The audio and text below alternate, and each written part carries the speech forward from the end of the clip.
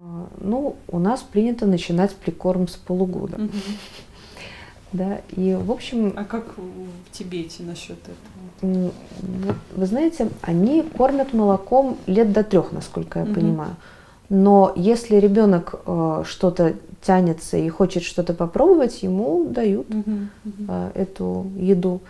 Я вот знаю, что, допустим, в Монголии маленьким деткам дают пососать бараний Косточки. курдюк, не А, курдюк, курдючный жир, да. Считается, что это очень укрепляет тело, ничего что да, это вот хорошо Мгм. для детей. И действительно, монгольские дети, они такие крепкие, Крепкие. да, они такие пухленькие, у Мгм. них маслянистые лица.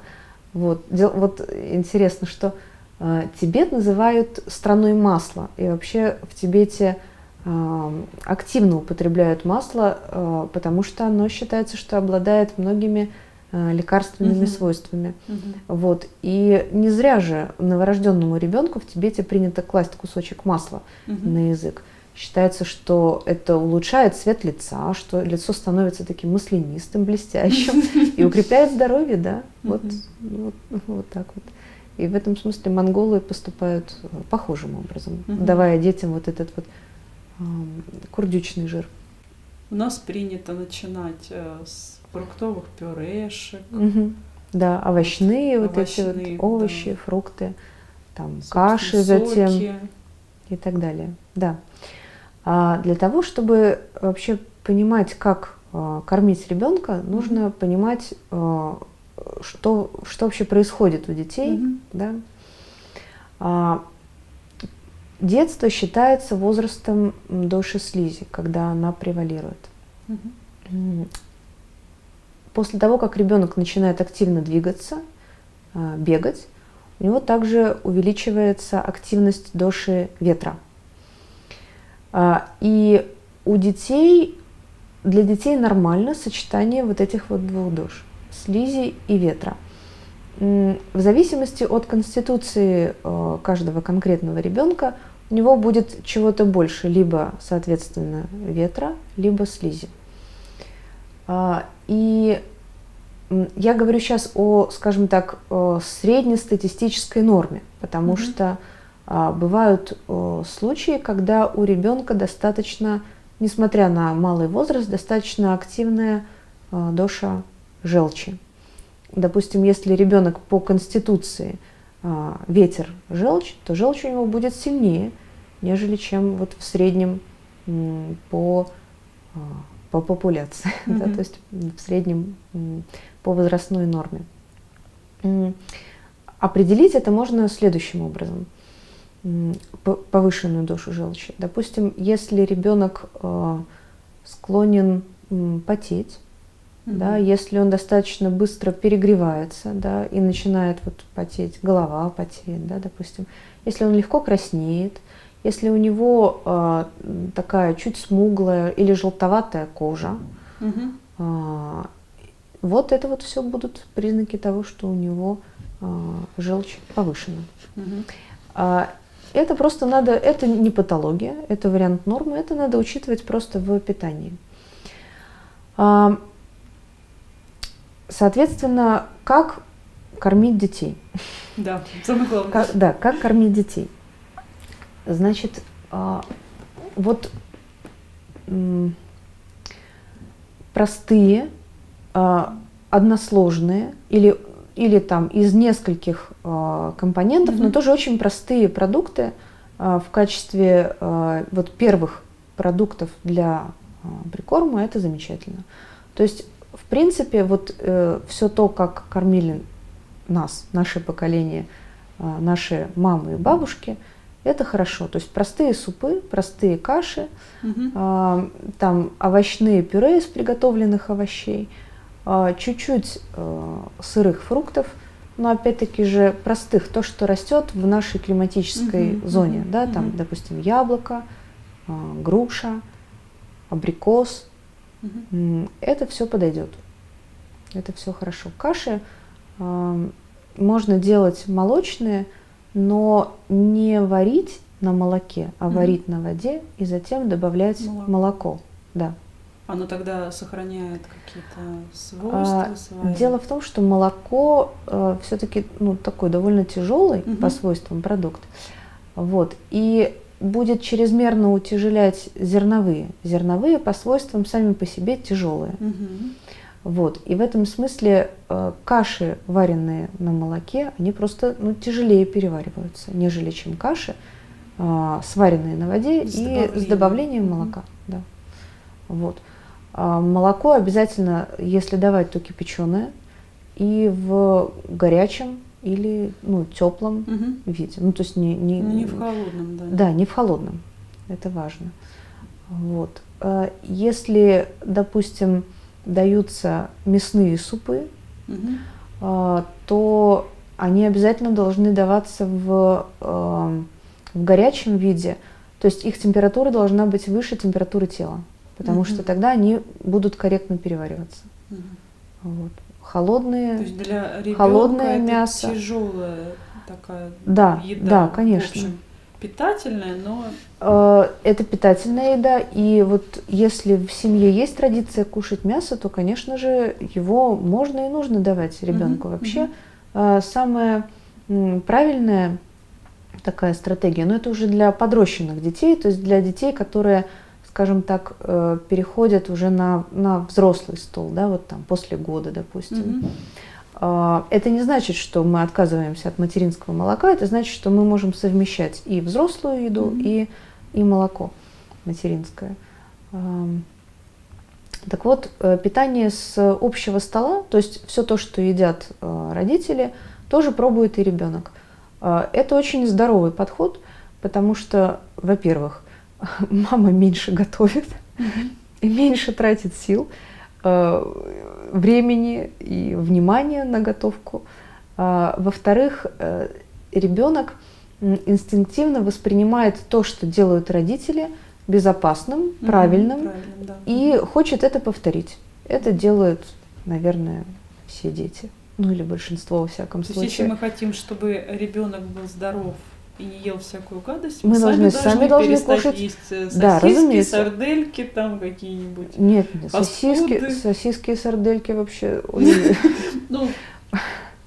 Да. Многие да, вы правильно говорите, сейчас конечно. являются жертвами рекламы и поступают так, как все. Если все вокруг жуют сосиски, то значит и я буду, а ребенок то воспринимает все из окружения. Одна из последних вещей, которую я читала про вот эти вот мясные полуфабрикаты, а именно вот сосиски, вот мясо вот это копченое там и прочее. То есть так или иначе обработанное фабричное мясо. Всемирная организация здравоохранения причислила вот эти продукты к канцерогенам. Условно съедобными даже такая была где-то формулировка. Считаются теперь они канцерогенными. И это все, конечно, говорит за то, что им не место на столе ни взрослого, ни ребенка, тем более. Вот. Поэтому простая домашняя еда всегда будет лучше, чем что бы то ни было другое. Отдельно хочу сказать по поводу режима питания, потому что я сделала вывод, что у нас в культуре есть такая манера перекармливать детей. Установка. Но есть такое понимание, что если он пухлый, полный, то он здоровый. То он здоровый. Да. Я вот это не поддерживаю тоже. Инстинктивно как-то. Понятно, да. Это установка вот опять-таки же от наших мам и бабушек, которые хотят видеть пухлых внуков, которые радуют своими складочками. Вот. Но дело в том, что регулярно перекармливая ребенка, можно серьезно нарушить его систему пищеварения, которая действительно отстраивается еще некоторое достаточно длительное время после родов, да, и в течение там, 1-го и 2-го года жизни у ребенка вырабатываются ферменты, которые необходимы для переваривания различных продуктов. Вот. И поэтому пихать в него большой объем еды, это может быть вредно. В первую очередь надо опираться, конечно, на аппетит ребенка. И вообще, если у ребенка здоровый, такой средний, сильный аппетит, это норма. Есть отклонения от этого. Значит, я знаю случаи, когда дети едят без остановки. Это патология. То есть, когда ребенок приходит там, в любое новое незнакомое какое-то место, видит еду и начинает ее есть, это не очень хорошо. Это повод обратить на это, вот обратить на это внимание. Ну вот там, допустим, начиная с полугода, там, с года. Это я описываю ситуацию своей знакомой. Из практики. Да, из практики. Да. Обратная ситуация, когда ребенок ест очень мало. Это тоже повод задуматься, что происходит. Это не означает, что его надо кормить насильно, как не в себя. Там, опять-таки же из практики привязывать руки. Ой, нет. Кормить до рвоты, нет, рвота, это, и потом снова еще кормить. Но тем не менее я просто рассказываю то, с чем я сталкивалась. Об этом, если честно. Собственно говоря, отклонения в аппетите ребенка я имею в виду систематические, потому что действительно бывают дни, когда вот там дети чуть меньше едят, там, допустим, какой-то день или два, да, там. Я слышала, что они легко переносят голод, и в случае какого-то пограничного состояния с какой-то болезнью, и если ребенок вот за целый день ничего не ест, возможно, это нормально. Дети легко переносят голод, это одно из свойств доши слизи. Если мы помним, чуть выше я говорила, чуть раньше, что детство – это возраст слизи, и, соответственно, все качества, присущие доши слизи, будут проявляться. Как правило, в связи с этим у детей чуть больше холода, чуть больше энергии холода. У взрослых, наоборот, скажем так, активная энергия жара. Это связано с тем, что взрослые люди, то есть взрослый возраст – это возраст желчи. И пищеварение у взрослых активнее, чем у детей. Поэтому детям не надо давать взрослые порции еды, это вот перекармливание. Вот.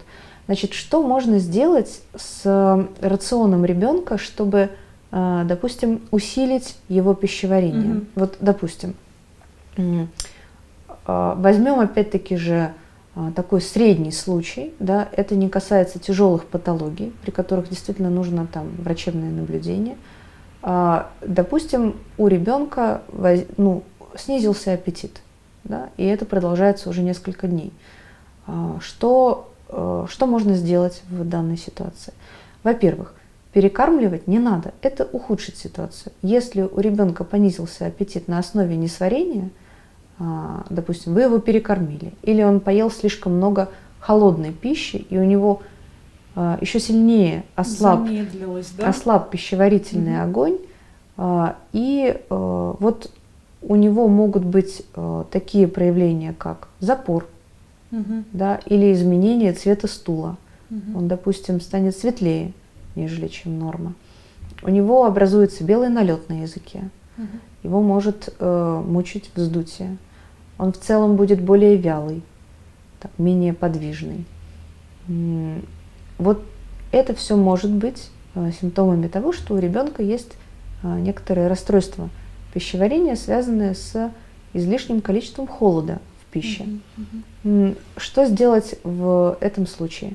Во-первых, можно добавить в пищу ребенку специи и пряности. Среди педиатров бытует такой миф о том, что специи и пряности не надо давать детям. На самом деле это миф, потому что эти продукты, они помогают пищеварению.